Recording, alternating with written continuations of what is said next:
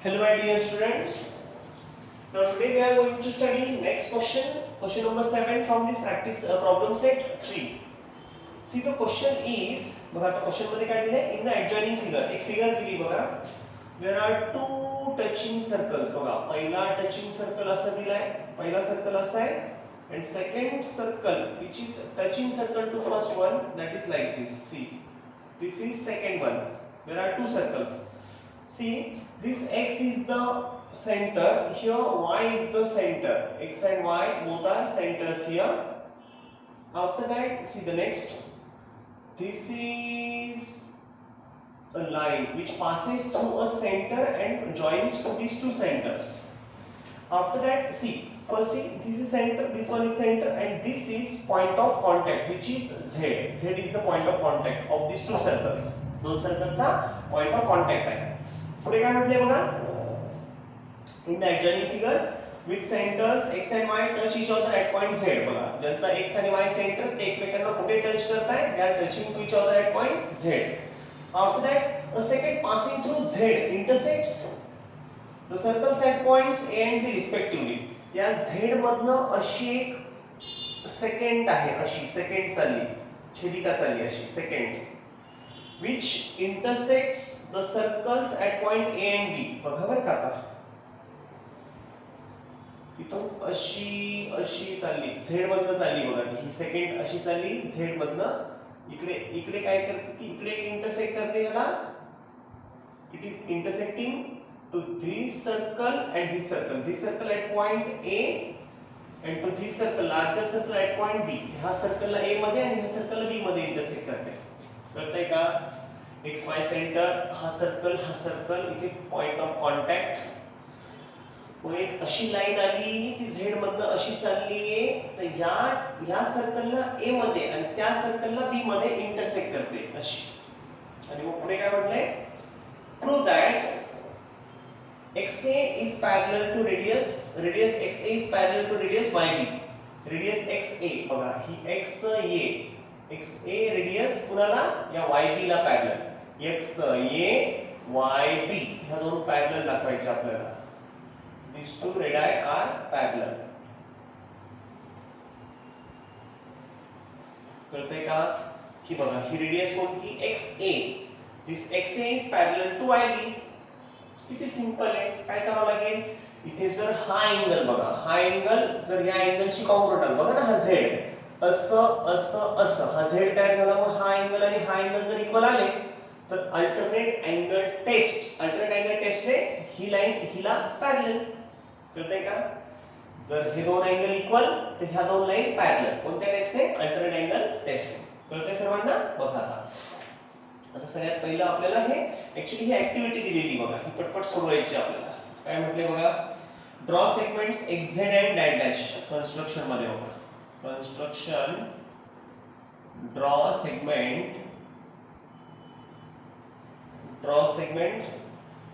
Segments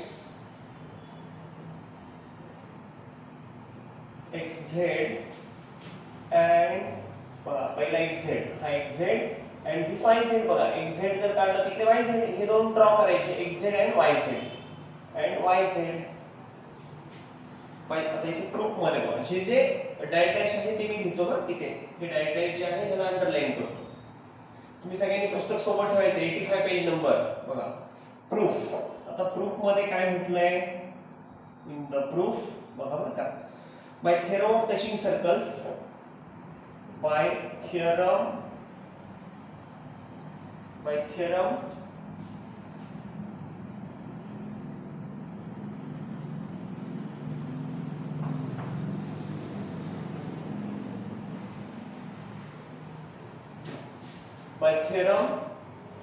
of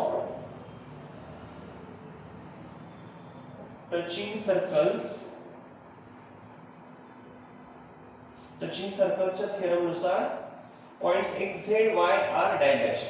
x z y हे कसे आहेत, कोलिनियर. टचिंग सर्कल सांगतो ना, सेंटर आणि हा पॉइंट ऑफ कॉन्टॅक्ट नेहमी कोलिनियर असतात. By theorem of touching circles, point x z y, points see points x z y are collinear. Points X Z Y काय आहेत? एक्स झेड वाय कोलिनियर आहे. पुढे therefore angle XZA is congruent. बघा बरं, angle XZA कोणता angle? XZA हा angle XZA हा कोणाशी कॉन्ग्रुएंट येईल बरं? हा अँगल XZA हा तर व्हर्टिकली ऑपोजिट आहे. मग XZA असेल तर हा YZB कोणता येईल? YZB म्हणा किंवा BZY म्हणा, हा वाला ह्याच्याशी कॉन्ग्रुएंट, हा ह्याच्याशी BZY. इथे डॅश डॅश लिहिलंय आणि ऑपोजिट अँगल्स म्हटले इथे डॅश डॅश जागेवर काय येईल? बघा इथे लिहिलंय ऑपोजिट अँगल्स. कोणता येईल बरं ऑपोजिट अँगल ह्याचा? XZA चा. XZA चा ऑपोजिट BZY. इथे लिहूया आपण अँगल BZY. कळतंय? आता next let angle XZA is equals to angle BZY. XZA is equals to BZY आणि is equals to काय दिलंय? A दिलंय. ह्याला नंबर 1 बघा, हा A आहे आणि हा पण A आहे. दोघं A दाखवलं. ह्याला A दाखवलं तर तो सुद्धा A. दोन्ही A दाखवले. नाव segment XA equals to XZ. त्याला रिझन लिहायचं. XA is equals to XZ. बघा नाव segment XA is equals to segment XA equals to segment XZ. बघा बरं XA आणि XZ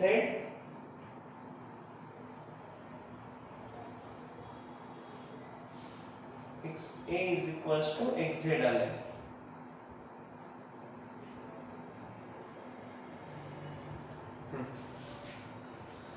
काय दिलंय? XA equals to XZ. XA equals to XZ. XA आणि XZ equal. ह्या काय दोन? ह्या तर रेडाय. इथे लिहा radii of the same circle. Radii of the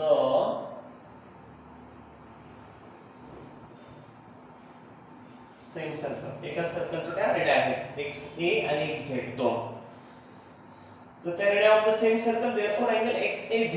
बघा बरं ह्या जर दोन इक्वल त्यांचे base angle isosceles triangle theorem काय सांगतो? जर ह्या दोन इक्वल बघा असं जर ट्रायंगल असेल त्याच्या ह्या दोन साइड जर इक्वल असेल ही आणि ही, हिच्या समोरचा हा अँगल हिच्या समोरचा हा अँगल, हे दोन्ही अँगल इक्वल येतात. जर साइड इक्वल तर अँगल इक्वल. बरोबर आहे? मग काय? Therefore angle XAZ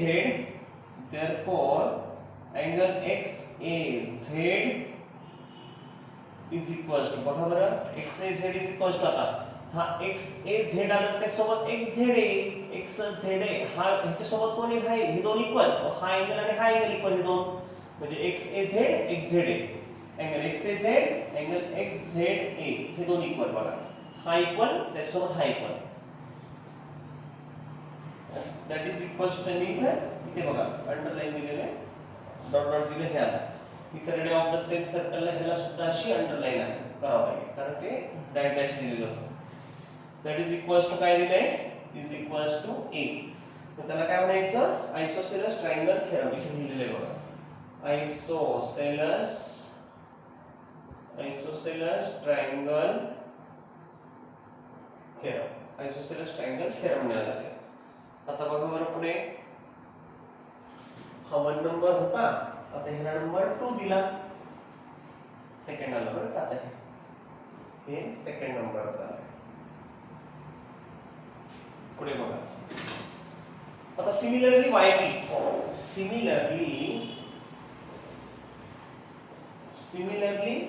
segment YB is congruent. आता पटपट सांगता आलं पाहिजे. YB is congruent to segment. बघा बरं YB कोणासोबत आहे? ठीक आहे ही YB ह्याच्यासोबत आहे सिमिलरली.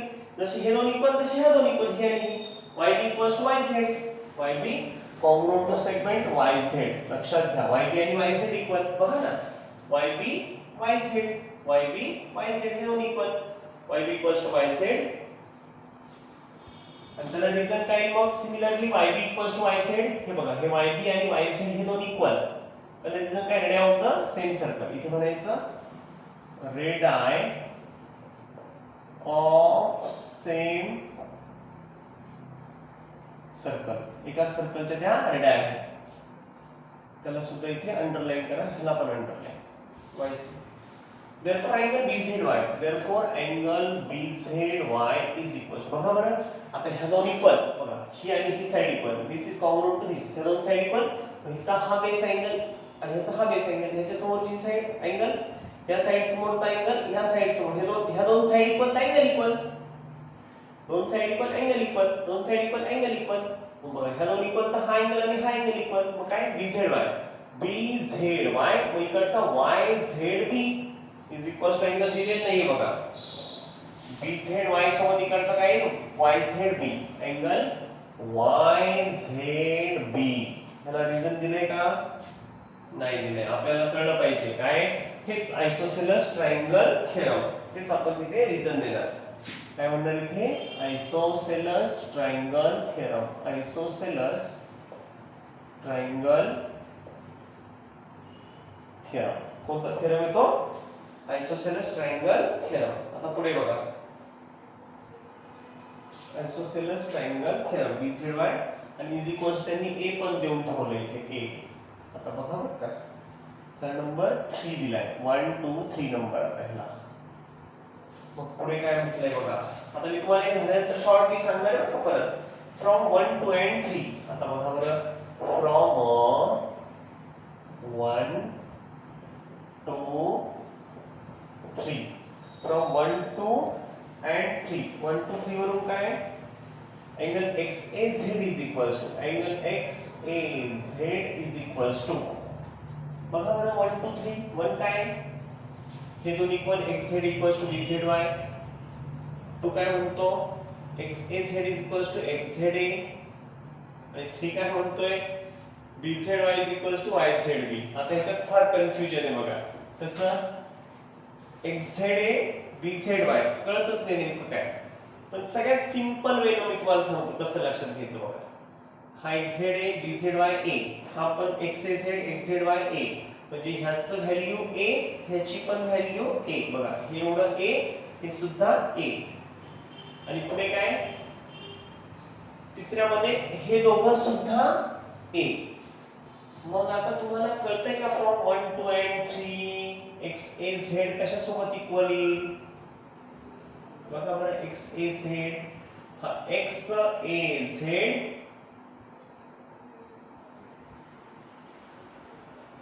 मला असं वाटतं त्याच्यात एक स्टेप वाढवायची का, पण बरोबर तुम्हाला कळेल का, पण हा XAZ तुम्हाला ह्याच्यात सांगतो मी समजून, लगेच कळेल बघा. XZA BZY म्हणजे बघा हा XAZ XZY BZY, XZA BZY म्हणजे बघा पहिल्यामध्ये हे दोन इक्वल, पहिल्यामध्ये, दुसऱ्यात बघा काय, दुसऱ्यामध्ये XAZ XZA म्हणजे बघा पहिल्यात हे दोन इक्वल, दुसऱ्यामध्ये हे दोन इक्वल, हे दोन, आणि तिसऱ्यामध्ये हे दोन इक्वल आहे बघा, हा आणि हा, बघा ना BZY YZB, BZY YZB म्हणजे BZY परत YZB नाही ना, BZY म्हटल्यावर ZBY किंवा YBZ, इथे YBZ करावं लागेल, YBZ YBZ हाय. मग बघा आता फायनली, आता सिंपल लॉजिक वापरायचं काहीच नाही, थोडंसं कन्फ्युजन होऊ शकतं पण काही अवघड नाही. काय म्हटलं, पहिल्यामध्ये हे दोन इक्वल दाखवले, दुसऱ्यामध्ये हे दोन इक्वल दाखवले, आणि तिसऱ्यात हे दोन इक्वल दाखवले. त्याचा अर्थ हे दोन इक्वल, नंतर हे दोन इक्वल, नंतर हे दोन इक्वल. जर हा ह्याच्याशी इक्वल, हा ह्याच्याशी इक्वल, आणि हे एकमेकांशी इक्वल, तर हे पण दोन एकमेकांशी इक्वल. फ्रॉम 1 2 and 3 काय, XAZ is equals to YBZ is equals to हा Y angle YBZ. सिंपल, समजून घ्या फक्त, हे गोंधळ करू नका. मग आता हे अँगल इक्वल आहे, कळलं कोणता, इथे लिहिलेला नाही तो हा आला, कळतंय का बघा, हे दोन इक्वल म्हणून हे दोन इक्वल. मग पहिलं जे इक्वेशन दाखवलं बघा, XZA BZY, XZA BZY हे दोन इक्वल, दुसऱ्यामध्ये हे दोन इक्वल, हे दोघं, तिसऱ्यामध्ये हे दोघं इक्वल, पण ऑलरेडी हे दोन झालेच नाही इक्वल, हे दोघं हे जर इक्वल तर हे उरलेले हे दोघं इक्वलच येतील. हे कळतंय का? बघा हे दोन, पहिल्यात हे दोन इक्वल, दुसऱ्यात हे दोन इक्वल, तिसऱ्यात हे दोन इक्वल, पण ऑलरेडी हे दोघं इक्वल आहेच ना, मग हे जर आहेत तर हे आपोआप येते इक्वल. सिंपल लॉजिक आहे. जर हे दोघं इक्वल आणि हे दोघं इक्वल, पण हे दोन एकमेकांशी, तर हे सुद्धा दोन एकमेकांशी इक्वल, आणि जर मग हा आणि हा इक्वल झाला, तेच तिथे लिहिलंय बघा, x a z y b z. बघा हा वाला आणि हा वाला, बघा कोण कोण इक्वल आलंय, हा वाला ह्याच्याशी इक्वल आला, हे दोन, हे आणि हे equal, x a z y b z, x a z y b z, हे दोन इक्वल. जर ते दोन इक्वल असतील, कोणत्या अँगल येते बघा ना, हा z असा असा, हा z तयार झाला असा, पण z मधला हा अँगल आणि हा अँगल इक्वल, म्हणजे कोणते अँगल ते अल्टरनेट अँगल्स. मग त्याच्यानुसार ही xa parallel to yb, therefore xa parallel to yb. काय म्हणते लास्टला, radius xa parallel to yb, radius, therefore radius xa parallel to radius yb. बघा ही xa पॅरलल टू yb, ही आणि ही पॅरलल, ह्या दोन जर त्या पॅरलल असतील, कोणती टेस्ट बघा ही, ह्या दोन पॅरलल z मध्ये आले, म्हणजे अल्टरनेट अँगल टेस्ट. कोणत्या, alternate angle test. Alternate angle test ह्या दोन काय आल्या, पॅरलल. ह्याला इथं दिलेलं नव्हतं, ह्याला अंडरलाईन करा, अल्टरनेट अँगल टेस्ट. समजतंय का बघा बरं, सिंपल आहे, फक्त समजून घ्या. काय करायचं, फक्त रेडियस इक्वल, त्यांचे base angle equal, isosceles triangle theorem झाला पहिला. दुसऱ्या ह्याच्यात काय दाखवायचं, पहिल्याच्यात व्हर्टिकली ऑपोजिट अँगल इक्वल, हे ऑपोजिट अँगल, दुसऱ्यात हे आयसोसेलेस ट्रायंगल थेरम ने हे दोन इक्वल, तिसऱ्यात ह्या दोन साइड म्हणून हे दोन आयसोसेलेस ट्रायंगल थेरम, नंतर हे दोन अँगल इक्वल, म्हणून उरलेले हे दोन सुद्धा इक्वल. फ्रॉम 1 टू एंड 3, 1 हे 1 हे 2, ह्या दोघांचं 2 आणि ह्याचं 3, फ्रॉम 1 टू एंड 3, हा आणि हा इक्वल, तेच दाखवलंय. आणि हे कोणते अँगल्स आहेत, हे दोन अँगल कोणते, अल्टरनेट अँगल्स. म्हणून बाय अल्टरनेट अँगल टेस्ट ही आणि ही पॅरलल लाईन्स. संपलं. जमेल का बघा बरं. थोडेसे हे लेंथी क्वेश्चन आहेत बरं का, ह्याला थोडासा वेळ द्यावा लागणार आहे, तरच ते कळतात. त्याला वेळ दिल्याशिवाय ते कळत नाही. थोडंसं याची प्रॅक्टिस जास्त करावं लागेल. पुढचे चॅप्टर सोपे आहेत, फक्त हा चॅप्टर थोडासा जास्त अवघड वाटतो मुलांना. ओके, चला मग आता नेक्स्ट क्वेश्चन जो आहे, question number 8. In the figure 3.88 circles with centres. आपण एक काम करूया, एकदा हे लिहून घ्या तुम्ही फास्ट.